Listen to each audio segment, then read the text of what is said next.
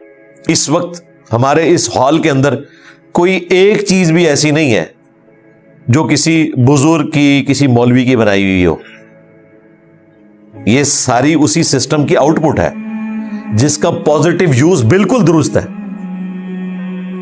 آنکھیں اللہ کی نعمت ہے, پازیٹیو یوز بہت اچھا ہے. نیگیٹو کریں گے بہت برا ہے. ہاتھ اللہ کی نعمت ہے, پازیٹیو یوز کریں بہت اچھی بات ہے, اس سے نیگیٹو یوز کریں تو جہنم میں جانے کا سبب ہے. زبان کتنی بڑی اللہ کی نعمت ہے.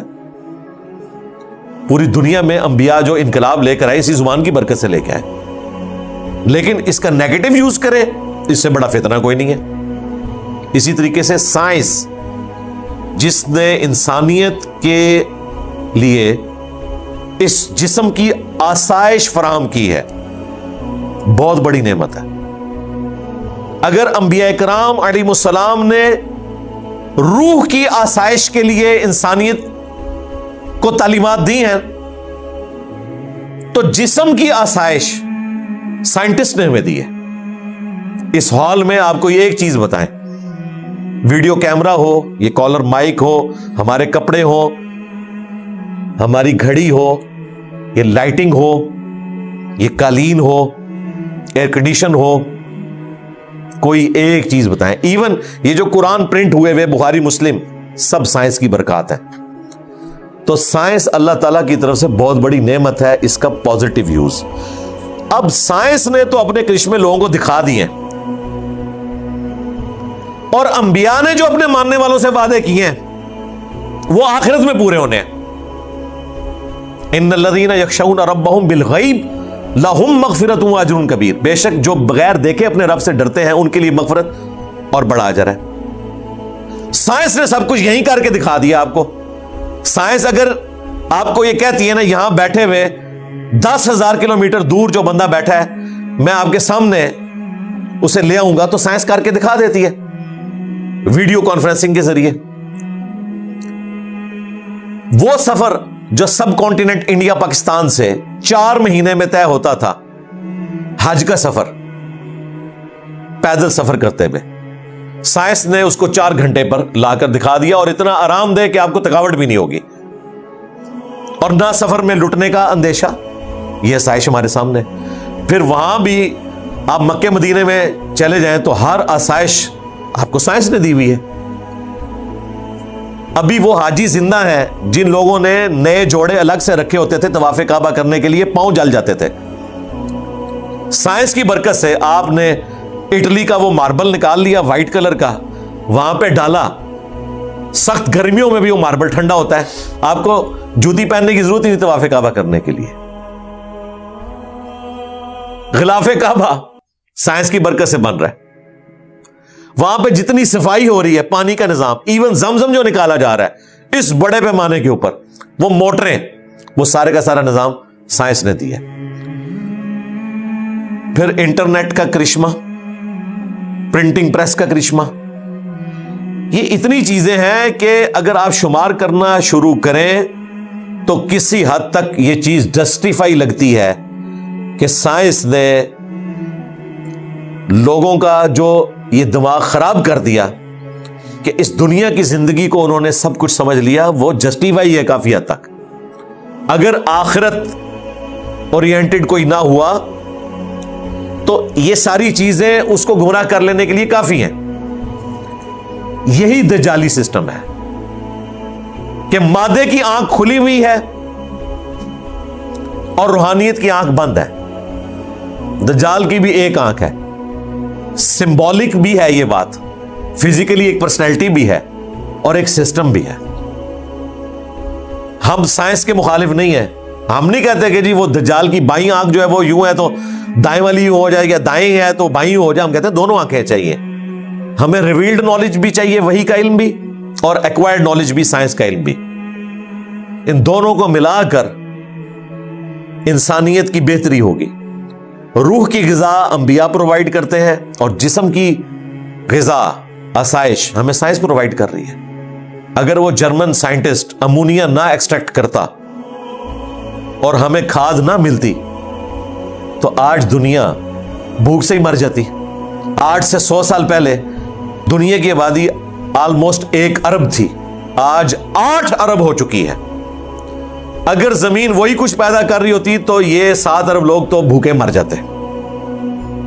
آج مشینیں نہ ہوتی تو انسان ننگے پاؤں پھرتے، کتنے موچی آپ لے کر آتے جو آپ کی جوتیاں بناتے۔ تو یہ سائنس نے سب کچھ کر کے دکھایا آپ کو، اس لیے پھر لوگ اسی کے اندر گم ہو جاتے ہیں اور اسی کو سب کچھ سمجھ لیتے ہیں۔ یہ دنیا کا فتنہ ہے جس میں آپ مبتلا ہو رہے ہیں۔ دنیا ہماری ضرورت ہے لیکن اپنے اوپر سوار نہیں کرنی۔ اس کو آپ مثال سے سمجھیں، کشتی نے پانی پہ ہی چلنا ہے، پانی اس کی ضرورت ہے لیکن پانی کشتی کے اندر نہیں آنا چاہیے۔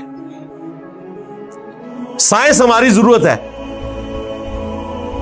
دنیا کی آسائشیں ہماری ضرورت ہے، لیکن اس کو ہم اپنے اوپر اتنا سوار نہ کریں کہ ہماری کشتی ڈوب جائے اور آخرت بھی برباد ہو جائے۔ تو اس کو بیلنس کر کے چلیں۔ جو مولوی بالکل دنیا کی مذمت کے اوپر بات کرتے ہیں، ان کے رہن سہن میں کوئی بھی دنیا کی ایسی آسائش نہیں ہے جو انہوں نے خود چھوڑی ہوئی ہو، تو وہ تقریر کرتے ہوئے تو اچھے نہیں لگتے نا۔ میں اگر یہ باتیں کر رہا ہوں تو میں اچھا لگتا ہوں کہ میں نے سبسسٹنس لیول کے اوپر چیزیں حاصل کی ہیں دنیا سے، لیکن اپنی آسائش کو اس لیول پہ نہیں لے کے گیا کہ اپنی آخرت ہی برباد کر لو۔ تو آپ کو یہ باتیں سننے کو ملیں گی، دجالی نظام، اور 24 گھنٹے اس کا نفع حاصل کر رہے ہیں، واٹس ایپ کی شکل میں، اسمارٹ فون کی شکل میں، ایئر فلائٹس کی شکل میں، ٹورز کی شکل میں، بڑی بڑی گاڑیوں کی شکل میں۔ کون سا فائدہ جو ان لوگوں نے حاصل نہیں کیا؟ تو یہ مکمل طور پر سائنس کی برکات کو آپ کنڈیم نہیں کریں گے، یہ اللہ تعالیٰ کی طرف سے نعمتیں ہیں جو اللہ تعالیٰ نے عطا کی ہیں انسانیت کو۔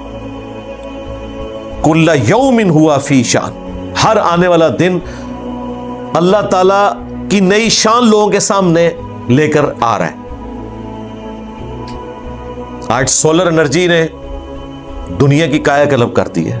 دنیا پریشان تھی کہ 2050 تک پیٹرول ختم ہو جائے گا زمین سے، پھر ہم کیا کریں گے؟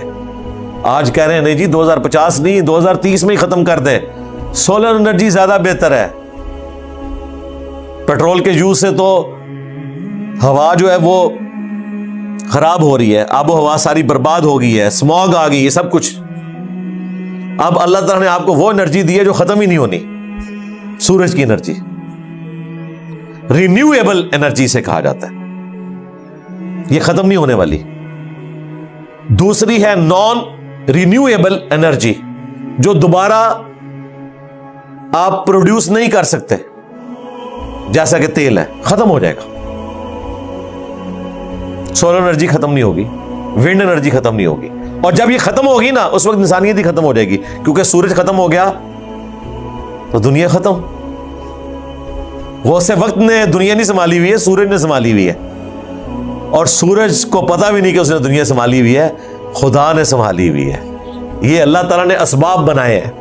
سورج کی وجہ سے مخلوقات اس پلینٹ ارتھ پہ زندہ ہیں، پودے اپنی خوراک تیار کرتے ہیں، پودوں کو ہم کھاتے ہیں، جانور کھاتے ہیں، جانوروں کو ہم کھاتے ہیں۔ یہ پورے کا پورا سارا نظام سورج کی وجہ سے، ہواؤں کا چلنا، موسموں کا بدلنا، بادلوں کی شکل میں بارش کا ٹرانسفر ہونا، گلیشیئرز کی فارم میں برف کا وہاں پر برسنا، اور پھر وہ سورج کی تپش سے پگھلنا، اوپر دریاؤں کا چلنا، زمین کے نیچے دریاؤں کا چلنا۔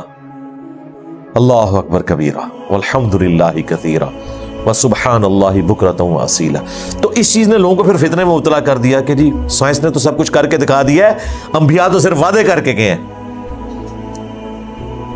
لیکن جو اس سائنس کے ذریعے خدا اورینٹڈ ہو جاتے ہیں، انہیں پتا چل جاتا ہے کہ یہ کائنات جس نے بنائی ہے تو بنا کے چھوڑنی تھی، اس میں جو ہارمنی ہے وہ کلیئر کٹ اشارہ کرتی ہے، ایک مقصد کے تحت بنی ہے، اور وہ مقصد کیا ہے اسے انبیاء بتاتے ہیں۔ وہ آ کر کلیم کرتے ہیں کہ یہ دنیا کی زندگی عارضی ہے، اس سے نفع اٹھاؤ، یہ حدود اللہ ہیں، انہیں نہیں توڑنا، آخرت کی تیاری کرنی ہے۔